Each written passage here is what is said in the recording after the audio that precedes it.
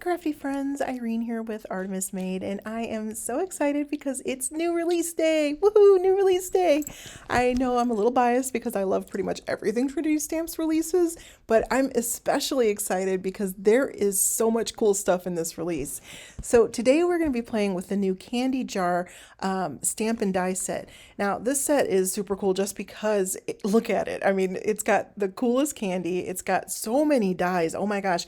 And this piece here makes a shaker. So that candy jar can even be turned into a shaker. And for the first time, there are masks. So you can color very easily, but with masks. There are also stencils. I didn't have the stencils at the time that I filmed this, but I was really excited to be able to play with those too. So you'll see other projects from me in the future. Now here we are basically stamping down, because we're jumping right into it. We are stamping down our candy jar, and you're seeing the collection of markers that I tried to use. And don't you love when this happens? You got your whole collection out, you're ready to go, and the next thing you know, your marker doesn't work. So I had to adjust. Instead of R02, I went with R11. Now, what we're doing here today is learning a little bit about how to get like a patinaed look onto basically a 2D image. So I'm going to try to give it a metallic, like an aged metallic look, because card is going to be kind of grungy. It's going to be a little bit out there for me, but I really wanted to play with the textures and the age and some sprays and some color, like deep, rich browns and things like that. So basically what I started with, that R11, I put down a base layer of that really light red. And that red is going to act, like I said, as a base, and it's going to turn the colors I put on top of it into a warmer tone. So beyond that, I'm using a lot of YGs, but it's because I'm making kind of this brassy, sort of coppery, but mostly brass kind of a look to it. So the R02 would have given it more of a copper look, I think, but the R11 is giving it more of a brassy feel. So I started with that one solid layer of the R11, just that bottom layer, and that was it. And then I went in with darkest to lightest. So I just am swooping out from where my shadows are, shorter strokes with my dark colors, and then longer strokes with the medium, and then longer still with the light. And I was not letting the middle touch until I did my very last layer of my lightest color, where you can see right there, I go over everything. So that was the idea here in being able to get that metallic aged look to this. So you can see I've got you can see some of the swipes and things like that. I think that just adds to the texture of this candy jar. So I was really okay with that. Now I'm not, the colorist extraordinaire like so many talented artists out there. I am still learning how to color, but for me, this was doable, and I am confident you can do it as well. Now, one thing I've been really enjoying doing is adding a little bit of depth with a black colored pencil. So I used a black Prismacolor there just to deepen the shadows a little bit. And now the center, of course, I'm making into glass, so I wanted to give a little bit of that blue edge to give it kind of a glassy look, essentially. And I kind of swiped it out, I guess, or bled it out a little bit with my 0 marker, just so that I could have it blend really nicely. Now I'm cutting this out because I am going to turn this into a shaker.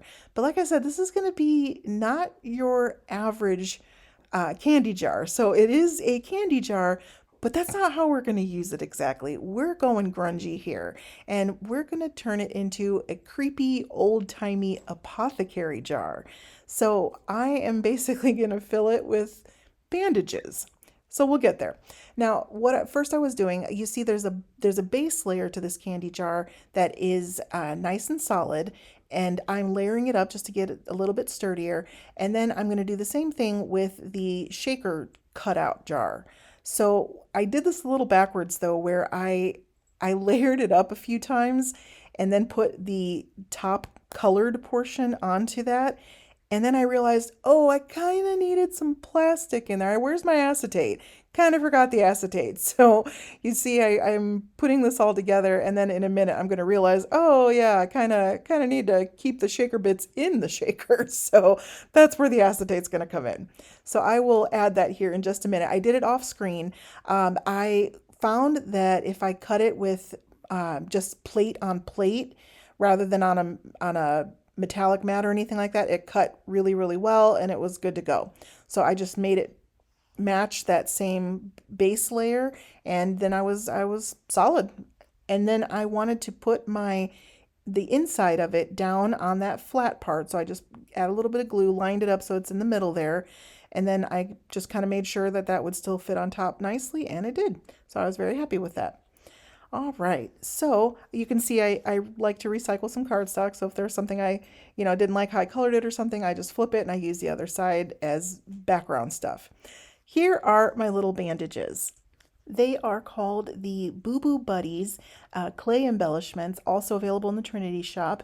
And then I also went ahead and added the holographic bronze sparkle spots. I love, love, love the sparkle spots. I cannot say enough good things about them. They're fabulous for shaker cards because they're flat. They're super glittery. They come in multiple sizes. I mean, I just cannot say enough good things. I'm obsessed with the sparkle spots, and they come in so many colors. So do yourself a favor, check some out, grab a couple of them, see how you feel about them. I personally love them. Okay, so here we go. I'm mixing them up a little bit. I thought the bronze would be a nice touch, to go with our little aged jar here. So I am going to add some glue. I layered up a couple more layers because I had to give it more dimension since I forgot about my acetate. But you see the reflection there. So the acetate's on now. I can glue that all up together. And if you notice those Boo Boo Buddies, which by the way, how cute of a name is that, the Boo Boo Buddies, you notice that there are different sizes of those as well, which is really neat. So you get a really good sense of dimension and different, sizes and things like that. So my little shaker is ready to go. I am going to hold it down with my Glassboard Studio magnets, and those are really, really helpful for just securing things in place. So from there, I decided that because the candy jar is on the larger side, but not only because of that, I am going to use my arch-shaped card die to make an arch-shaped card. So I feel like the arch shape kind of is reminiscent of the era that I was going for with this look. Now, this is where it gets even more grungy. So I'm going to do some ink blending here, and I wasn't really trying to be exactly careful. You can see that's not the best ink blending. I was going for choppy and kind of gross, kind of dirty, kind of dingy. I wanted it to be one of those kind of like apothecaries where you look at it and go, do I really want to get my medicine from this place? I'm not so sure. I wanted to go for that look. So I layered up a few different browns, then I finished it off with black soot, and then I went in and went crazy with some water spots and some distress spritz and just different kinds of texture sprays. And then here is some opaque black to add on top of it. So I have browns, I have black, I have white, I have water, I have liquid, and I definitely had to dry it. So I got it all nice and wet, and then I dried it all off, and you can see it's definitely dry. It's curling up there a little bit. But all I had to do then was take this layer. This is the largest of the arch layers, and it gives it a really nice beveled edge too, which is super cool. So it gave that really cool vintage feel, which is exactly what I was going for. Like, isn't it? I mean, that's grungy, right? Like, I just think it's so cool. So I wanted to make sure that I liked the size of it and everything. And then I decided, you know what? I'm gonna double down on this grunge, and we're gonna go even darker on the edges. So I feel like this really took it over the top, and it took away that kind of cleaner edge. It wasn't clean, it really wasn't, but it also was too bright, I think. So this made it nice and dark, and it really draws the eye to the center where the jar is. So once I ran my arch-shaped card die through, I like to just reinforce that fold line a little bit, my score line, and make it nice and straight. And then my arch-shaped card was ready to go. So here we see I'm adding that layer that I made with all the ink blending, and I'm just going to glue that down. And this part I'm just going to do flat. And because my shaker has so many layers to it, since again, I forgot the acetate, so I had to layer it up and layer it up and just kind of keep going with it. So because I forgot the acetate, I have so many layers, so I didn't think we really needed any more dimension than what I had already added to my shaker. It's going to be kind of thick, but that's okay. That's okay. It's still totally working. So now I'm going to bring in our new alphabet set. How cool is this? Oh, I love alphabet dies. This is the Sunday Swirl alphabet set, which is just also a fun name, the Sunday Swirl. So I am taking my letters and cutting them out of black cardstock, and I'm just doing one layer of the letters here. I didn't think I needed, again, more dimension because my shaker is very dimensional. So what I like to do when I'm doing layers like this, or not layers, I'm sorry, letters like this that are, really delicate, I put some glue on a scratch sheet of paper and I just kind of dip my letters, as you can see me doing here, right into that glue. And that way I know that it gets nice and covered, but it's not all over my fingers. It's not, too much like squirting out everywhere. It's nice. And if you noticed, I started with my A and then my Y, and then I did the H and the E. So if you do the outer edges first and then the center, the other letters are much easier to line up. And especially here when I'm doing a curve, it was a little touchy there for a minute, and then I realized, oh, well, I already laid out the foundation basically for myself. I gave myself a map by putting the first, last, and center letters, so the rest were really simple after that. So now I actually grabbed one of our recent releases, the alphabet soup mix, and there's a really cool teeny alphabet because of course it's alphabet soup. So I really like those little tiny die letters. I thought they were great. So I figured that they would make a really cute little label that can go right across where there's an open center on the candy jar. So I feel like that was a good place for a label, and the letters fit really, really well. So pro tip, if you're grabbing the candy jar, I highly recommend grabbing alphabet soup because the letters fit perfectly to make your own little labels. Now you may be wondering what on earth I'm spelling there. It is a term in houses, I believe, fascia. I'm not sure how to pronounce it in Latin, but in Latin, it actually means bandage. So I was going again for that really old vintagey look, and I feel like these old-timey apothecaries probably had all their weird tonics and unctions and ointments probably labeled in Latin. I don't know why, that's just in my head. So since I already had out my alphabet soup die set, I thought, you know what if I also make this a match set? So there's a spoon that comes with that set, a really cute spoon. And I thought, okay, you know what? I'm going to make this spoon match my candy jar so that the idea is that you can reach in and scoop out whatever's inside the jar. So this one, whether it's cotton balls that are in there or whatever the case, what would he be called?